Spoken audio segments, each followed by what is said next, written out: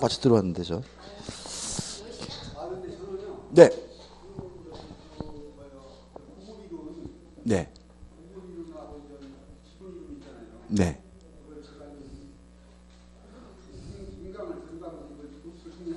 예, 잘하셨어요.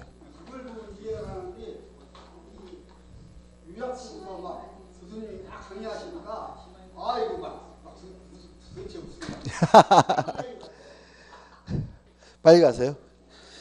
어차피 요약은 좀 빨리 가야죠. 어떻게. 자, 의입니다. 기한. 장래 발생이 확실한 것이 뭐예요? 기한인데 종류에서 기한이 도래함으로써 효과가 생기는 건 시기. 효과가 없어지는 것은 뭐죠? 종기다. 2번 확정기한, 불확정기한 해가지고 뭐 기억나시겠죠? 12월 31일까지 돈을 갚으라고 했다면 12월 31일은 반드시 도래하니까 기한이고요. 언제 도래할지도 정해져 있으니까 뭐죠? 확정기한이다. 다만 제가 뒤지면 안현찬이 죽으면 반드시 죽을 테니까 이것도 뭐죠? 기한인데 다만 언제 죽을지는 정해져 있지 않으니까 뭐죠? 불확정기한이다. 그죠? 반드시 뒤지겠죠. 그죠? 가끔 보면 아니 어차피 죽을 건데 뭐하러 이렇게 열심히 살까? 그 뭐죠? 신격호 회장님 저 엊그저께 그 보니까 그 한번 돈 드럽게 많잖아요. 그죠? 돈 많으면 뭐해? 그죠? 95세 되셔가지고 얼마 안 남으셨잖아요. 그죠? 그런 거 보면은 뭐하러 그렇게 돈을 많이 모으셨나 싶기도 하고. 그 와이프가 3명이잖아요. 그죠? 3명. 참. 셋째 마누라입니다. 셋째 뭐. 미스 롯데 그죠? 예, 와이프 3명이에요. 그 첫 번째 부인은 일본 분이신데 법적으로는 이혼했지만 여전히 한 가정을 이루고 있고요. 두 번째 부인은 혼인 신고를 하셨는데 그분이 뭐죠? 법적인 부인이고 세 번째 부인은 혼인 신고를 안 했지만 여전히 한 가정을 이루고 있기 때문에 와이프가 뭐죠? 3명이죠. 한 집, 돈 버는데 뭘 한 집에 물어놔요, 그거를. 별궁을 만들었겠지, 별궁을. 그죠? 그죠? 그 보면은 안타까워. 한 명도 힘든데, 3명을 어떻게. 그 뭐죠? 그 홍상수 감독이, 그죠? 그것도 그렇잖아요. 그 보니까 그것도 이제 결국은 첩두게 된 것 같은데, 보니까. 그러니까 지금 그 본초 오늘 보니까 인터뷰 했던데요? 인터뷰 했는데, 예? 예. 그러니까는 결국 뭐냐면 그 원래 홍상수 그동안 많은 여자를 만났대요. 많은 여자를 만났고 항상 돌아왔기 때문에 이번에도 뭐죠? 돌아올 거다. 이렇게 인터뷰했더라고요. 그러니까 결국은 뭐냐면 홍상수 입장에서 뭐죠? 본초는 있고 세컨드를 둔 거죠. 김민이라는 그죠? 능력조 도와 그죠? 예? 그러니까 뭐하러 그렇게 살죠? 그러니까는 저래도 되겠지만 어차피 썩어 문드러질 시체 그렇게 남한테 욕도 먹으면서 뭐라 그렇게 안 섞는다고요?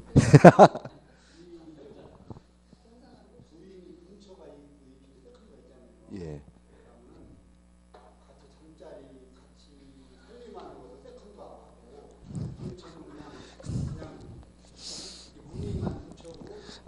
뭐 그런 얘기를 뭘 또.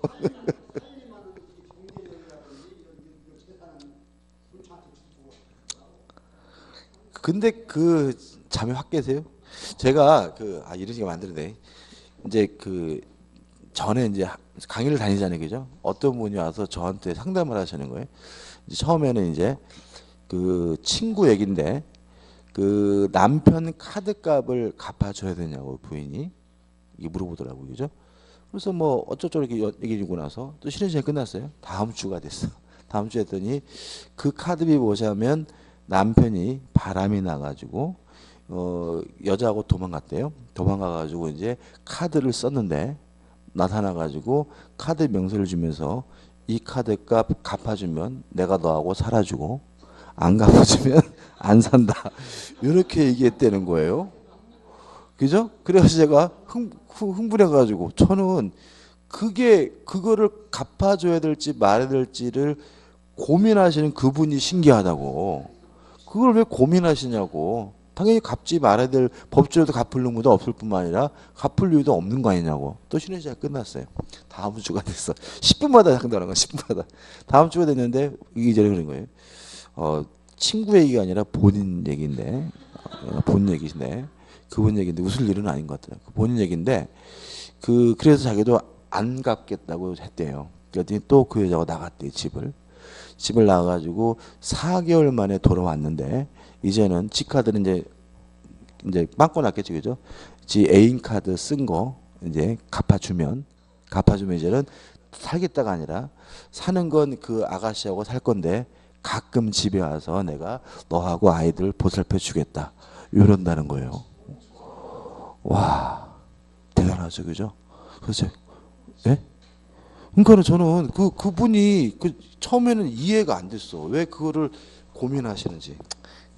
나중에 또 얘기할게요 시간. 그러니까 보면은 그런 남자 옆에는 좀 그런 여자분이 계셔. 그러니까는 일반적인 여자분이면 처음에 그런 일이 있을 때 되게 단호하게 뭐죠 대처라든지 그죠 그랬을 텐데 그걸 카드값을 메꿀지 말걸지를 뭐예요 고민하니까 결국 그게 뭐가 되는 거예요 세컨드를 두겠다는 얘기잖아요 두 집 살림을 하겠다는 얘기잖아요 그죠 3번 기한을 붙일 수 없는 법률행위 조건하고 똑같습니다 다만 주의하실 것은 어음수표죠 어음수표 행위에 대해서는 조건을 붙일 수는 없지만 시기, 기한을 붙이는 건 가능하다는 거 하나만 주의하시면 되고요. 4번 기한부 법률에 효력해서 도래전의 효력 침해할 수 없고 처분할 수 있고 상속할 수 있고 보존, 담보를 할 수 있다는 건 똑같고 그다음에 우측에 기한 도래 우효력인데 한 가지만 주의하시면 되겠죠. 소급하지 않고요. 당사자 간에 특약으로도 소급시킬 수가 없다. 다시 말하면 조건 성취 효과는 소급하지 않지만 특약으로 소급시키는 게 가능했죠. 그렇지만 기한은 특약으로도 뭐하지 못해요? 소급시키지 못한다는 거 꼭 기억해 두시기 바랍니다. 그 다음에 5번 기한에 이익해서 의의는 기한이 도래하지 않음으로써 받게 되는 이득이 기한의 이익인데 2번 기한의 이익을 갖는 자에서 원칙적으로 채무자에게 있는 것으로 추정하고요. 기억할 것은 무상이면 채무자만 기한이 있고 유상이면 채무자 채권자 모두에게 있고 무상 임치 계약이 뭐죠? 물건 보관 계약이죠. 무상 임치 계약은 채권자만 기한의 이익이 있는데 채권자가 누구죠? 임치인이죠. 그다음 3번 이러한 기한의 이익을 포기하는 게 가능합니다. 특히 위에 1번과 3번처럼 한쪽 당사자에게만 기한의 이익이 있다면 자유롭게 포기하는 것이 가능하지만 2번 유상행위인 경우에는 손해를 배상해야 뭐 할 수 있죠? 포기할 수가 있고요. 요 손해배상 우리가 뭐라 그랬죠? 중도상환 수수라고 그랬죠. 그죠? 다시 말하면 은행에서 대출을 받으면 물론 이자를 줘야 되니까 뭐예요? 유상이고요. 중간에 돈을 갚으러 가면 미리 갚으려고 하면 은행은 중도상환 수수를 받는 이유는 자신에게 기한의 이익이 있다는 이유로 채권자에게도 기한의 이익이 있다는 이유로 뭘 해달라는 뜻이죠? 손해배상을 해달라는 뜻이다. 따라서 그것만 좀 주의하시면 되겠죠. 4번에서 기한의 이익의 상실에서 의의가 나오고요.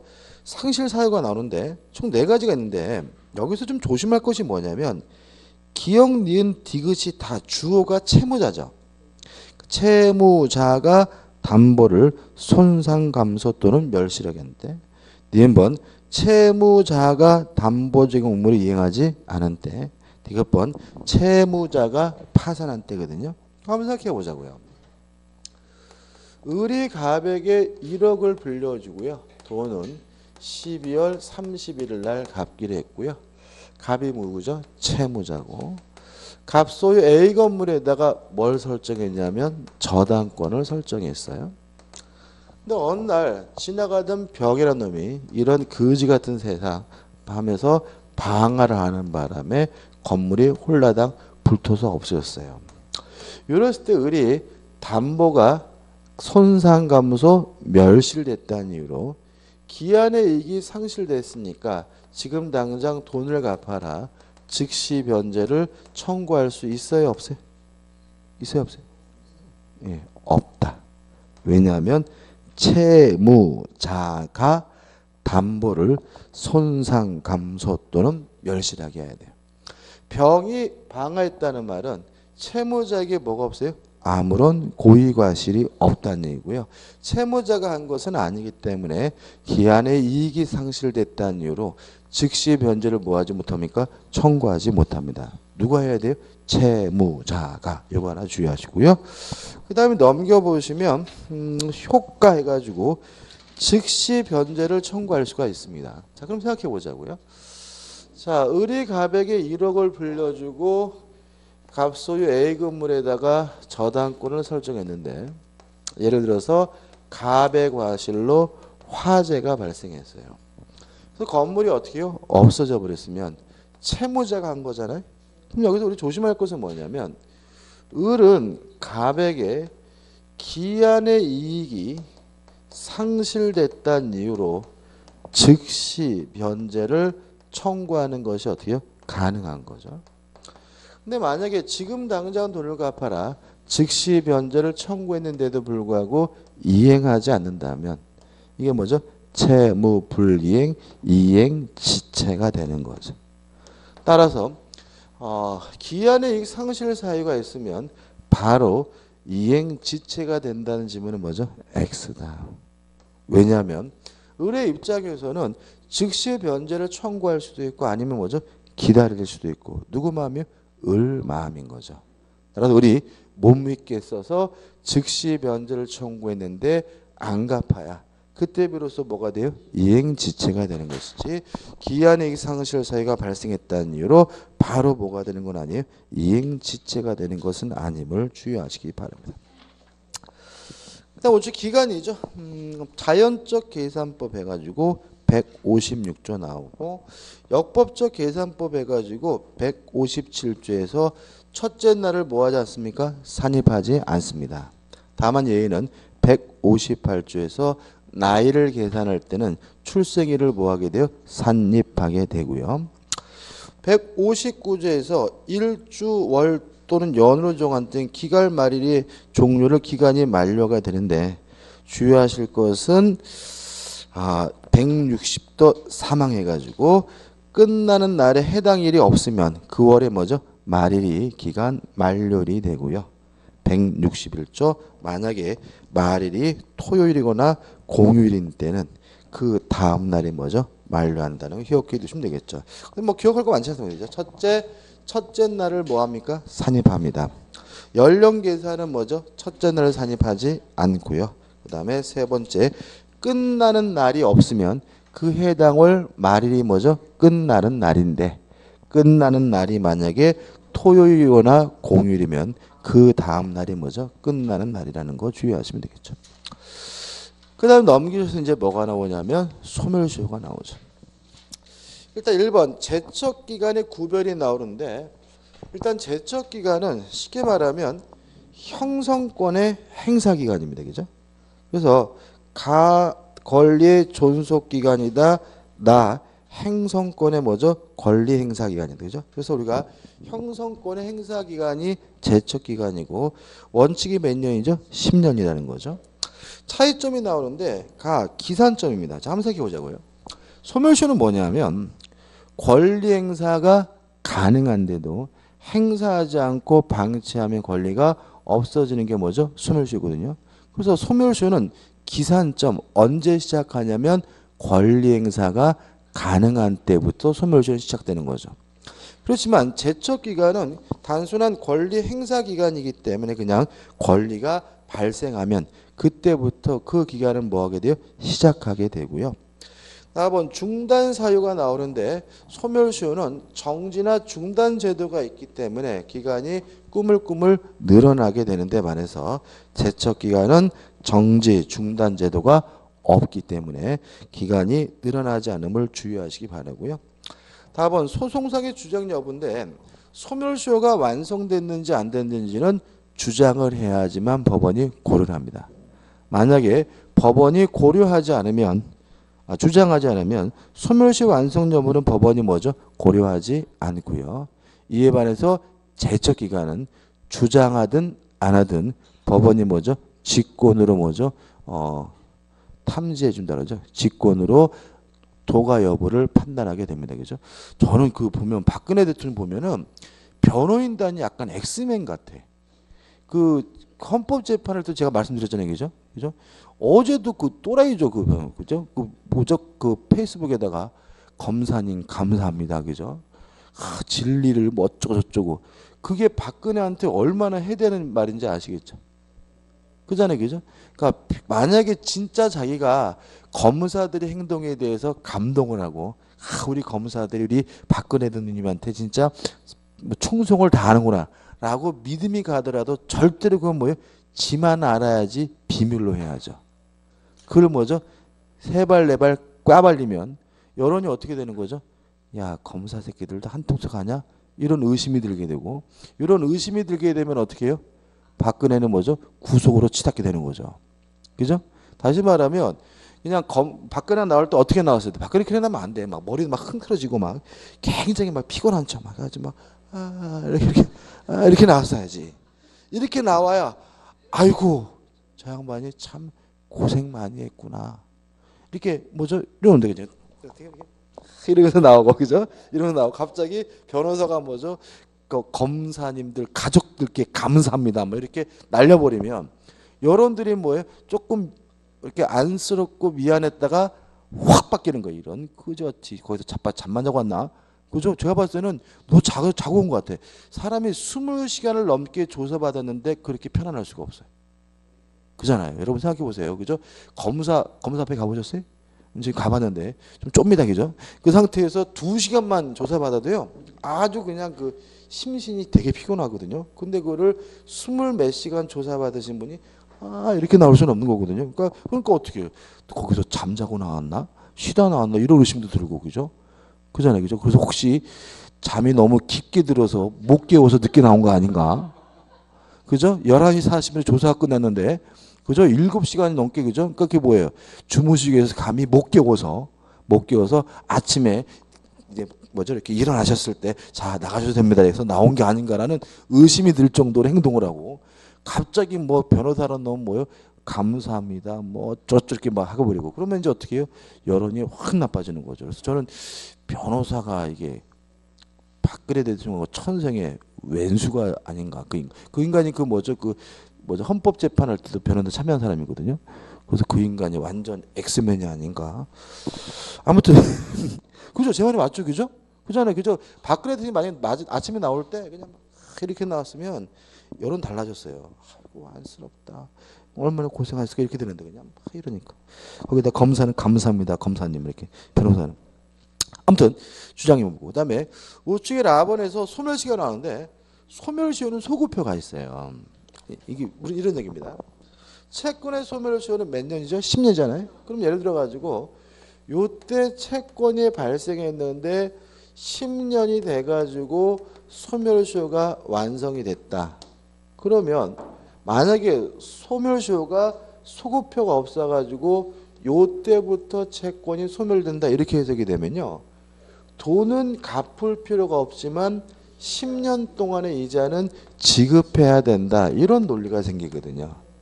따라서 소멸시효가 완성되면 완성된 때부터 채권이 없어지는 것이 아니라 기산점으로 뭐가 돼서 소급돼서 소멸시효가 완성된 거로 보고요. 따라서 채권이 소멸시효가 완성이 되면 돈을 갚을 필요도 없고 이자도 뭐 할 필요 없어요? 지급할 필요가 없다. 다만 제척 기간은 뭐가 없죠? 소급표가 없습니다. 그 다음에 마번 이게 포기해가지고 소멸시효 이익은 포기할 수가 있는데 조심할 것은 소멸시효도 완성 전에는 포기 못하죠. 완성된 후에는 포기할 수 있지만 제척 기간은 아예 완성 전이든 후이든 포기할 수가 없고요. 그 다음에 법문상의 차이는 뭐 큰 의미가 없습니다. 교재 나온 정도 좀 기억해 두시기 바라고요. 2번 소멸시효의 요건에서 1. 권리가 소멸시효의 목적이 될 수 있을 거예요. 소멸시효 권리는 권리죠. 채권과 뭐죠? 용의물권입니다.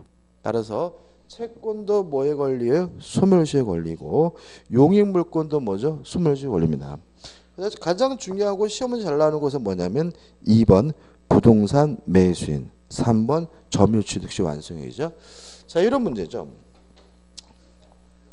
갑이 자신이 소유하고 있는 부동산에 대해서 을과 만나서 매매 계약을 하고 갑이 을에게 인도를 해줬지만 아직 등기는 안 해줬다.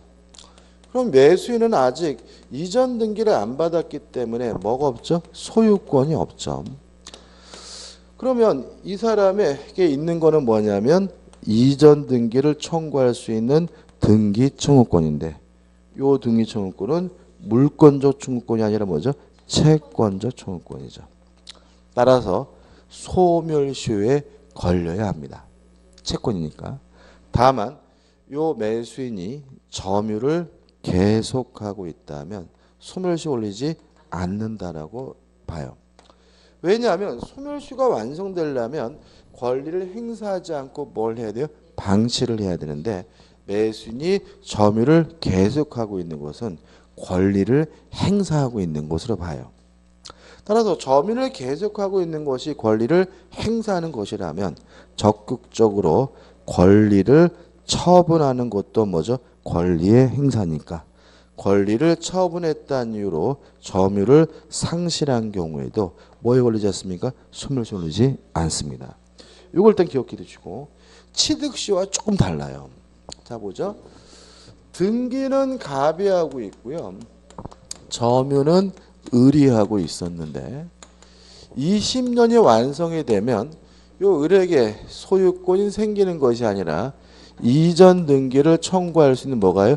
등기 청구권이 생기고 등기를 해야 비로소 뭘 가져요? 소유권을 가지니까 취득시효 완성자의 등기 청구권도 물권적 청구권이 아니라 뭐죠? 채권적 청구권이기 때문에 뭐에 걸려야죠? 소멸시효예요.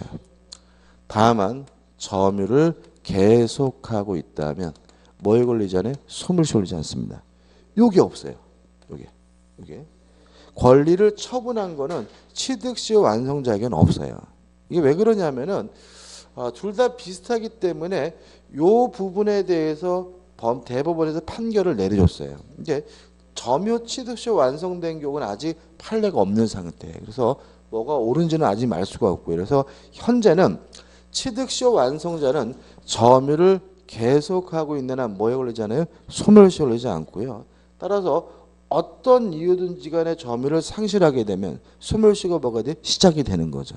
특히 권리를 처분했다는 이유로 점유를 상실한 경우에도 취득시효 완성자의 등기 청구는 소멸시효가 뭐가 돼요? 개시가 된다는 점에서 차이점이 있으니까 두 가지 차이점 주의하시기 바랍니다.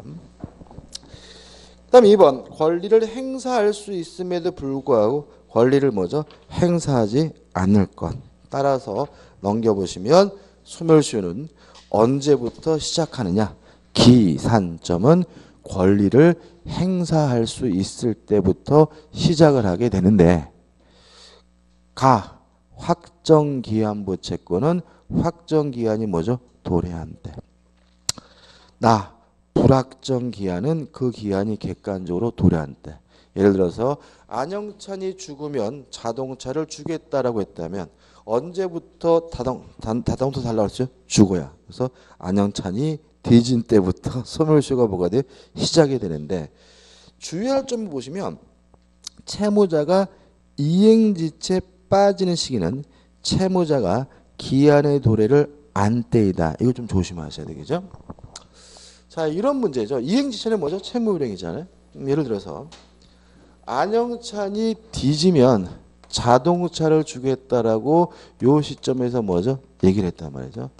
안이 사망하면 근데 요 시점에서 제가 드디어 먹었어요? 뒤졌단 말이죠.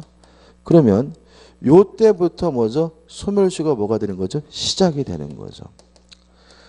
근데 문제는 이행지체 채무불이행이 되려면 채무자가 기한의 도래를 어떻게 해요? 알아야 돼요. 다시 말하면 저의 유가족들이 제가 죽었다는 사실을 알아야 그때부터 뭐가 되는 거예요? 채무불이행 이행지체가 되는 거죠. 그래서 만약에 제가 죽었다 하더라도 아직 그 사실을 제 유가족들이 어떻게 해요? 모르고 있다면 아직 뭐가 아니에요? 이행지체, 채무불행이 아니고요. 죽었다는 사실을 안 때부터 그때 비로소 뭐가 돼요? 이행지체가 된다는 거 주의하시기 바랍니다. 그 다음 4번 기한을 정하지 않았으면 아무 때나 채권이 성립한 때부터 뭐죠? 소멸시효가 진행이 되고요. 이행지체에 빠지는 시기는 이행 청구를 받은 때이죠. 자, 이런 얘기입니다. 자, 소멸시효는 언제부터 시작됐냐면 권리행사 가능한 때이죠. 그럼 생각해보자고요. 제가 친구한테 돈을 50만 원을 빌렸어요. 이달 말일까지 갚기로 했어요. 이건 뭐죠? 확정기한부잖아요. 그러면 제 친구는 저한테 언제 돈 달라고 했어요? 이달 말일이 돼야 돈 달라고 할 수 있으니까 확정기한부 채권의 소멸시 기산점은 기한이 도래한 때겠죠. 그죠? 근데 만약 그냥 날짜 없이 그냥 뭐요? 50만 원을 빌렸어요. 그러면 제 친구는 아무 때나 뭐 할 수 있어요? 돈 달라고 할 수 있는 거죠. 그죠? 따라서 기한을 정하지 않았다면 언제부터 권리 행사 가능한 거예요? 돈을 빌려줬을 때부터 권리 행사가 가능하니까 채권이 성립 시부터 소멸시효가 뭐죠? 진행하는 거죠. 다만 제가 돈 달라고 안 하면 안 갚아도 되는 거잖아요. 그 말은 뭐예요? 제가 돈을 안 갚았다는 이유로 채무불이행, 이행지체가 되는 시점은 언제입니까? 이행의 청구를 받은 때부터 뭐가 돼요? 이행지체가 된다는 거 주의하시기 바랍니다. 4번 불법행위에 의한 손해배상 청구권인데 일단 소멸시효 기간 두 가지죠. 안날로부터 3년, 그 다음에 법률행위 안날로부터 10년이고요. 기산점은 안날부터 시작될 것이고 한날로부터 뭐죠? 시작하겠죠. 그죠? 그래서 안날로부터 3년, 한날로부터 뭐죠? 10년입니다. 그 다음에 라번 부당이득 반환 청구권은 아까 말씀드린 것처럼 행사할 수 있을 때부터 시작되는 거잖아요. 따라서 어떻게 해요? 취소를 하게 되면 취소하는 시점에서 뭐죠? 부당이득 반환을 청구할 수 있으니까 그때부터 소멸시효가 뭐가 돼요? 시작이 되고요. 마번 선택채권 당연한 얘기 나와 있고 밥은 구상권 보시고 4번도 잘 나오죠. 부작위 채권은 이방행위가 있는 때부터 뭐죠? 소멸시효가 진행이 되고요. 그 다음 우측에 4번 청구 또는 해지 통고를 요하는 권리는 일정한 기간이 경과한 때부터 소멸시효가 시작된 말이 나와 있는데 큰 의미는 없습니다. 그죠? 좀 많은데 확실히 기억할 것만 먼저 말씀드리면 가, 나, 다, 사죠. 가, 나, 다, 사. 네 가지는 반드시 뭐 하셔야 돼요? 기억하시고 숙지해 두셔야 됩니다. 그 다음에 소멸시효 기간이 경과할 것인데 일반 채권은 몇 년입니까? 10년. 채권 이외의 재산권, 특히 용익물권 몇 년이죠? 20년이 되고요. 3년의 단기 소멸시효 걸리는 권리가 쭉 나오잖아요. 이것도 우리가 줄이자 그랬죠. 그죠? 그냥 법조만 넣어놨는데 2로에서 이자, 부양료, 급료, 사용료. 그죠? 이자, 부양료, 급료, 사용료. 이거 몇 년이죠? 3년짜리죠. 그다음 나머지 것들 어떻게 기억하자 그랬죠? 그냥 전문직, 종사자, 채권, 의사, 변리사, 변호사 뭐 이런 사죠. 전문직, 종사자, 채권은 뭐냐요? 3년이고 그 다음에 6호와 7호에서 3번에서 생산자, 수공업자의 채권은 뭐죠? 3년이다. 이렇게 간단하게 기억해 두시고요. 최근에는 뭐 외워서 맞히는 걸 잘 안 내기 때문에 이 부분은 거의 내지는 않습니다. 그 다음에 1년짜리는 이렇게 기억하겠죠? 의식주죠. 그죠? 의식주. 먹고 자고 사는 문제는 뭐죠? 의식주 채권은 뭐죠? 1년이고 그 다음에 연예인과 노역자인가요? 그죠? 노역자, 그죠? 연예인하고 뭐죠? 노역자하고 같은 급이죠. 연예인하고 노역인. 노역인의 채권은 뭐죠? 1년이고. 그 다음에 세 번째 교육비 등 학원비는 뭐죠? 1년이다. 이렇게 해서 간단하게 좀 기억해 주시기 바랍니다.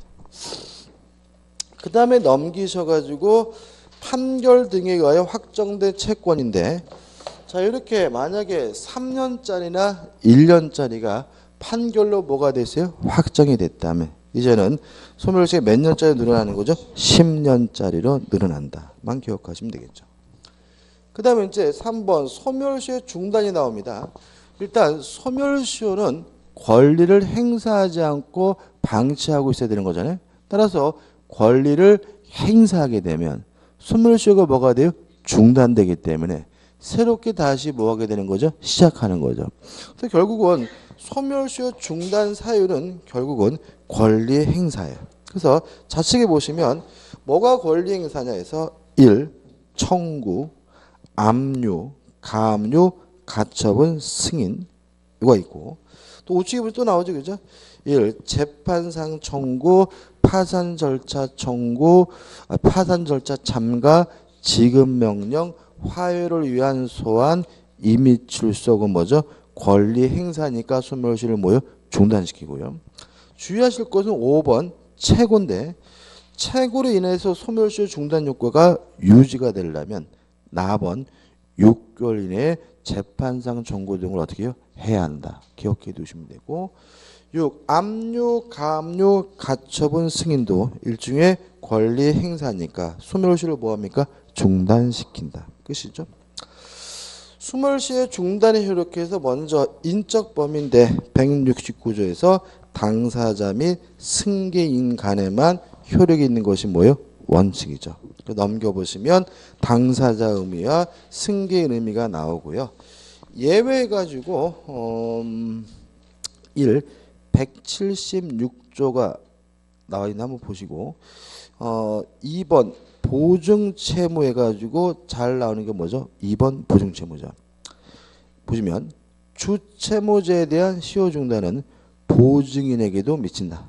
다만 보증인에 대한 시효 중단은 주채무자에게 미치지 않는다.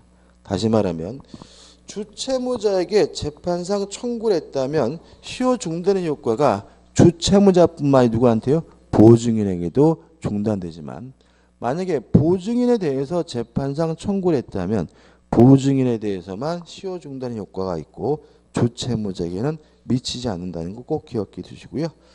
그 다음에 연대채무는 한 사람에게 하면 다른 사람에게도 시효 중단 효력이 있습니다. 그 다음에 2번 중단 후 새로운 시효 진행인데 결국 이것도 권리 행사가 가능하게 되면 새로운 시효가 뭐가 돼요? 시작이 되겠죠. 그죠? 그럼 이런 얘기겠죠. 자, 돈을 빌려줬는데 소멸시효가 예를 들어서 10년이다. 그럼 예를 들어서 8년이 돼가지고 재판상 청구를 했어요. 소송을 제기한 거죠. 그러면 이 시점에서 소멸시효가 뭐가 돼요? 중단이 되고 기존에 지나왔던 건 싹 다 무시가 되고 새롭게 뭐 하게 돼요? 다시 시작을 하는데 요 새롭게 다시 시작하는 것도 뭐예요? 권리 행사가 가능해야 새롭게 다시 뭐 하는 거죠? 시작하는 거죠. 만약에 재판 중이라면 돈 못 받잖아요. 그죠? 따라서 확정 판결이 있어야 권리 행사가 가능하니까 확정 판결이 있은 때부터 또다시 뭐죠? 새롭게 소멸시효가 몇 년이 돼요? 10년이 된다. 이 관계만 주의하시면 되거든요. 그래서 우측에 맨에 보시면 1. 재판상의 청구는 재판이 어떻게 해요? 확정된 때로부터 새롭게 진행하고요. 나머지 것도 결국은 뭐죠? 파산 절차면 파산 절차가 어떻게 해요? 끝났을 때. 지급 명령이면 어떻게 해요? 지급 명령이 뭐죠? 확정된 때. 화해면 뭐죠? 화해가 성립될 때. 그 다음에 채고는 뭐죠? 6개월 이내 재판상 청구 등 완료 뭐죠? 종료한 때니까 특별한 건 아니겠죠. 끝입니다. 그 다음에 소멸시효가 완성이 되려면 권리 행사가 가능해야 됩니다. 따라서 만약에 권리 행사가 불가능하다면 소멸시효가 뭐 되잖아요? 완성되지 않는데 이게 뭐죠? 소멸시효의 정지고요. 1번 제한 능력자와 시효 정지해가지고 179조는 만약에 제한 능력자가에게 법정 대리인이 없다면 권리 행사가 뭐죠? 불가능하죠. 따라서 소멸시효가 완성되지 않고요. 특히 제한 능력자가 능력자가 되거나 법정 대리인이 취임한 때부터 뭐죠? 6개월 내내 뭐죠? 완성되지는 않습니다. 그다음 부부간의 권리의 시효 정지도 부부간이 일단 어떻습니까? 부부간 나오는데 180조 1조 보시면 아버지, 어머니, 후견이죠. 이건 뭐죠? 미성년자입니다. 그죠?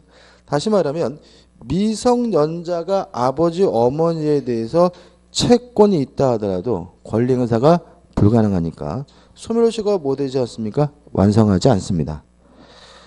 능력자가 되거나 법정들인 취임한 때부터 6개월이 지나야 비로소 뭐죠? 완성이 되고요. 2번 부부 간에도 채권이 있더라도 실질적으로 뭐 하지 않습니까? 행사하지 못합니다. 따라서 부부가 종료된 때부터 6개월 내는 소멸시효가 완성되지 않습니다. 그 다음 상속재산이죠. 교재 그 181조 보시면 뭐 이런 얘기 했죠. 상속인 줄 자기가 알아야 권리를 뭐 하겠어요? 행사하겠죠. 그럼 결국은 상속인이 누군지 결정이 안 됐다면 소멸시효가 뭐 되지 않습니까? 완성되지 않는 거죠. 따라서 상속인이 결정됐다. 상속인의 확정, 관리인의 선임 또는 파산 상고가 있는 때로부터 6개월 내에는 소멸시효가 완성되지 않고요. 그래서 지금 1, 2, 3번이 몇 개월짜리죠? 6개월짜리인데 넘겨보시면 1개월짜리도 있다.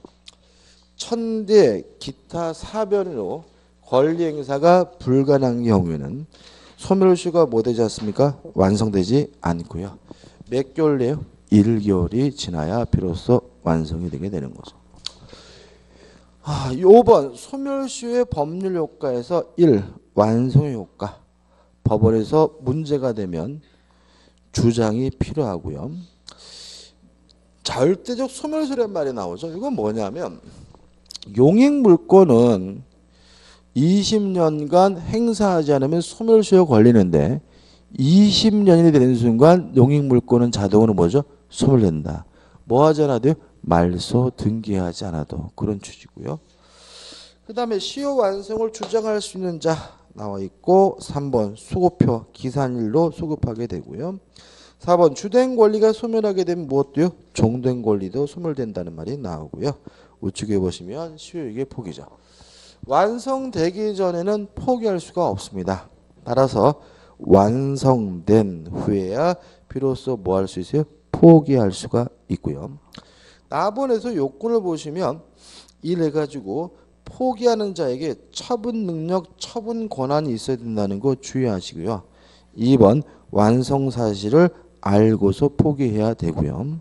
그 다음에 상대적 효과 해가지고 주채무자가 시효로 소멸한 땐 보증인도 그 시효의 소멸을 원형할 수 있으므로 주채무자에게 시효이익을 포기하더라도 보증인은 효력이 없다는 걸 기억해 두시기 바랍니다. 그죠? 그러니까 원래는 주된 권리가 소멸하면 종된 권리도 소멸되는 거잖아요. 그죠? 따라서 만약에 채권이 소멸시효가 완성되면 주채무자에게도 보증인에게도 뭐죠? 소멸된 거죠. 근데 미친놈이 갑자기 채무자가 나 소멸시효를 포기하겠다 하더라도 누구만요? 채무자에게만 효과가 있다는 거죠.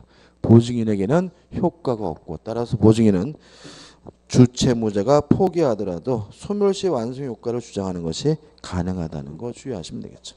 끝입니다. 자 이제 2편에서 물권법입니다. 106페이지 오시면 총설에서 물권의 본질에서 물권의 특질에서 1. 직접 지배권입니다. 따라서 자 이런 얘기입니다.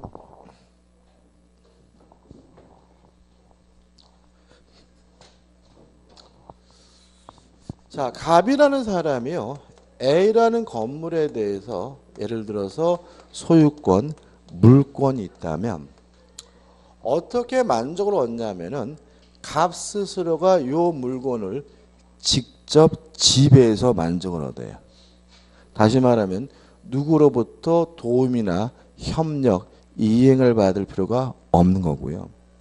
근데 채권은 지배권이 아니에요. 왜 그러냐면 을이 갑에게 1억 원을 빌려줘서 1억을 달라 요구할 수 있는 뭐가 있냐면 채권이 있다면 요 채권 자체 을에게 만족을 주지는 않죠.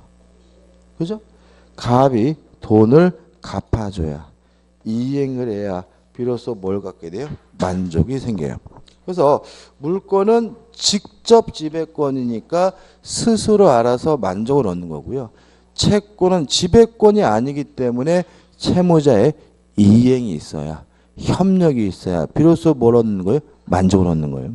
그럼 생각을 해보자고요. 제가요 전세권자예요. 전세권은 물권입니다, 그죠? 물권이죠, 그죠? 이사 가려고 갔는데 그 집에 이상한 놈이 살고 있어요. 무슨 말 아시겠죠, 그죠? 제가 전세권자로서 이사를 갔는데 문 열고 들어가니까 이상한 놈이 살고 있어요. 이랬을 때 집주인한테 전해가지고 요놈 쫓아내 주십시오라고 전세권자가 요구할 수 있어요, 없어요? 없다. 왜냐하면 전세권은 물권, 물권은 직접 지배권이니까 스스로 알아서 뭘 얻어야 돼요? 만족을 얻어야 돼요. 따라서 전세권 설정자에게는요, 인도 의무 없고 전세권 설정자에게는 방해 제거 의무가 없는 거예요. 물권은 뭐기 때문에 직접 지배권이니까. 제가 전세권자입니다. 태풍이 불어가지고 베란다 유리가 박살났어요. 집주인에게 전화해서 베란다 유리 껴달라고 요구할 수 있어요, 없어요? 없다. 왜요? 전세권, 물권은 직접 지배권. 스스로 알아서 뭘 해야 돼요? 사용 수익해야 돼요. 따라서 고장난 곳이 있다면 알아서 고쳐야 되는 거죠. 그래서 우리가 앞으로 볼 지상권, 지역권, 전세권과 같은 물권은 필요비 상한 총원권이 없습니다. 수리비는 스스로 뭘 해야 돼요? 부담을 해야 돼요. 그죠? 근데 만약에 제가 임차권자예요. 제가 뭐라고요? 임차권. 임차권은 뭐예요? 채권입니다. 따라서 이사를 갔는데 이상한 놈이 살고 있으면 집주인에게 전화해가지고 내보내달라고 뭐 할 수 있는 거예요? 요구할 수가 있는 거예요. 임차권이 채권이라는 말은 임대인이 이행을 해야, 협력을 해야 비로소 임차인은 뭘 얻는다는 거예요? 만족을 얻는다는 거거든요. 따라서 임대인에게는 적극적인 목적물 인도 의무가 있고요.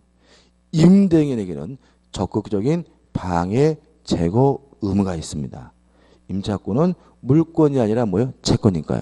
지금 제가 이거를 따로 설명드린 이유는 아시겠어요? 중요합니다. 왜냐하면 우리는 왠지 물권은 뭐예요? 좋은 권리.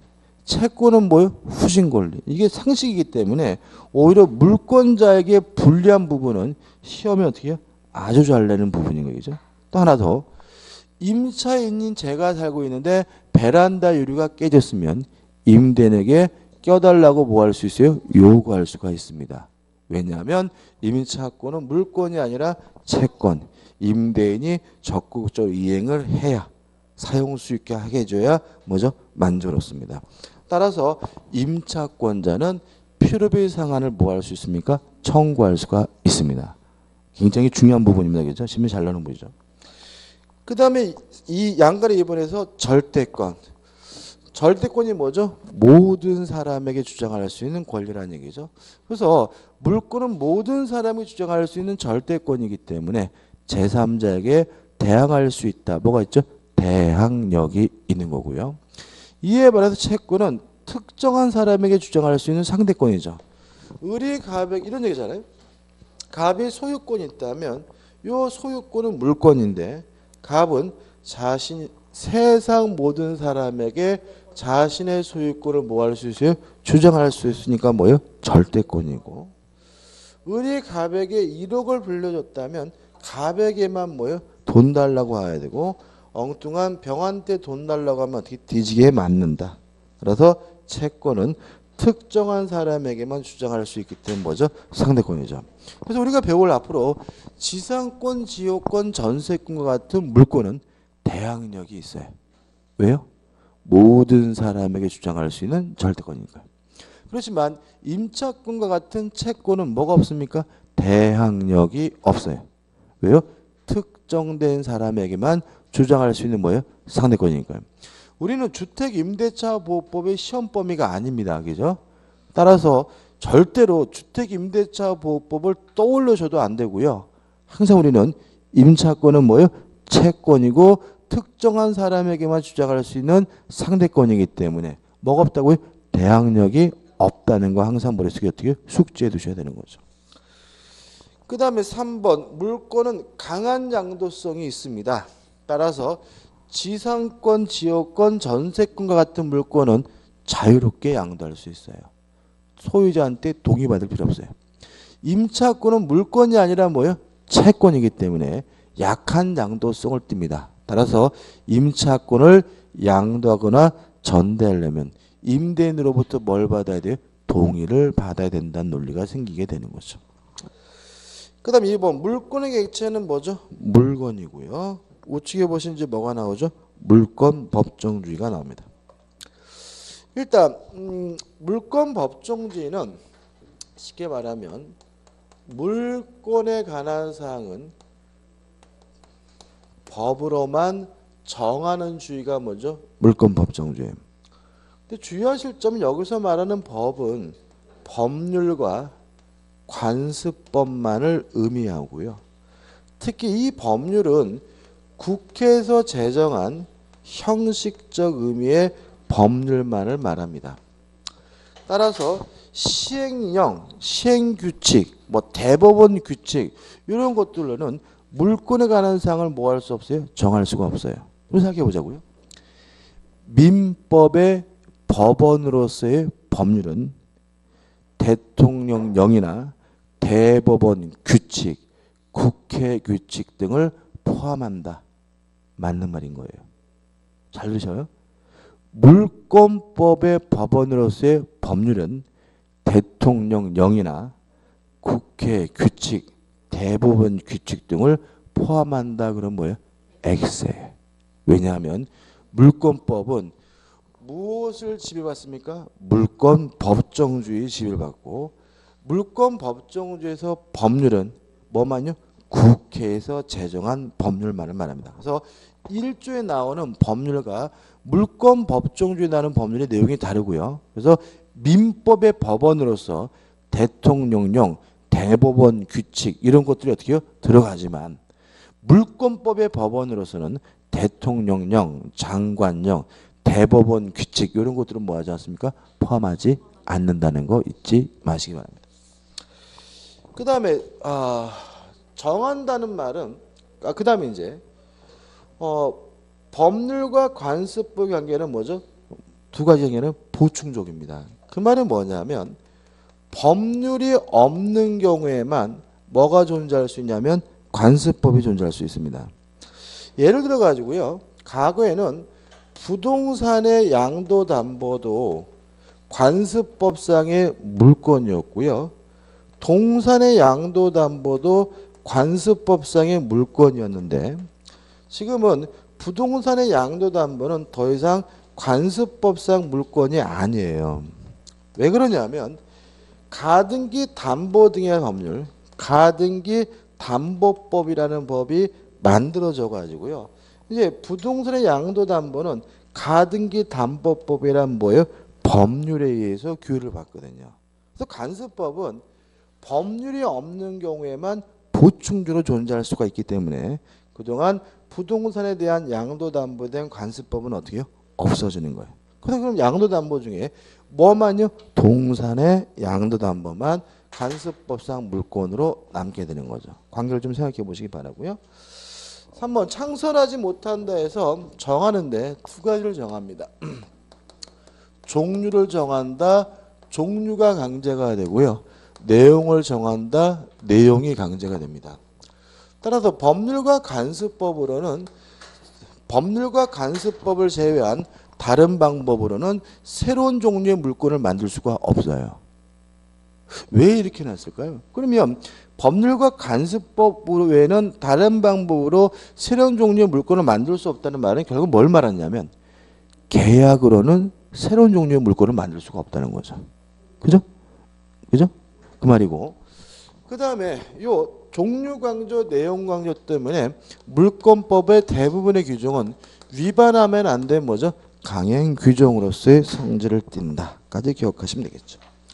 그 다음에 넘겨보시면 물권 법정주의 효과에서 강행 규정으로서 성질을 띈다는 말이 나와 있습니다.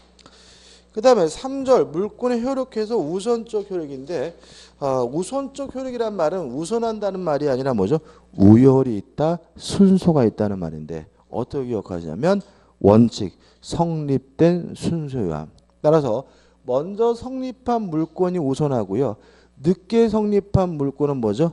열등한데 예외에서 성립 순수와 관계없는 경우가 있다는 거죠. 소유권과 제한 물권이 충돌하면 항상 뭐가 우선하죠? 제한 물권이 우선하고. 2번 채권과 물권이 충돌하게 되면 누가요? 물권이 우선하게 되는 거죠. 그 다음 2번 물권적 청구권인데 서술에서 의가 뭐죠? 물권으로부터 발생하는 청구권이 뭐죠? 물권적 청구권이다. 따라서 2번 주체는 반드시 물권자여야 하고요. 물권이 없는 사람은 절대로 물권적 청구권을 뭐하지 못해요? 행사하지 못하고. 3번 상대방은 누굴 말하냐면 점유자를 말하는데 1. 고의, 과실은 필요가 없고요. 점유하고 있다면 직접 간접 점유를 불문하고 주의하실 것은 3번 건물 철거의 상대방은 직접 점유자에게는 할 수 없고 간접 점유자에게만 할 수 있다는 거 주의하시기 바랍니다. 저는 문이 열렸다 닫혀가지고 귀신인 줄 알았어요. 지금 강의하다가 갑자기 이래가지고 뭐지 이거 귀신인가? 그래서 보니까 없어지셨더라고요. 연습을 좀 해볼게요. 연습을. 그러니까 우리가 물권 청구권이 대단히 뭐예요? 중요해요. 중요한데 뭐죠? 기억할 것은 이게 전부거든요. 이거 가지고 이제 뭐 하는 거냐면 연습하는 거예요. 한번 해보자고요. 자, 갑이 토지를 소유하고 있어요. 갑이 뭘요? 토지를. 근데 갑의 땅에 을이 허락도 없이 불법으로 건물을 신축했어요. 그러면 갑은 을에게 건물을 철거해달라고 요구할 수 있겠죠.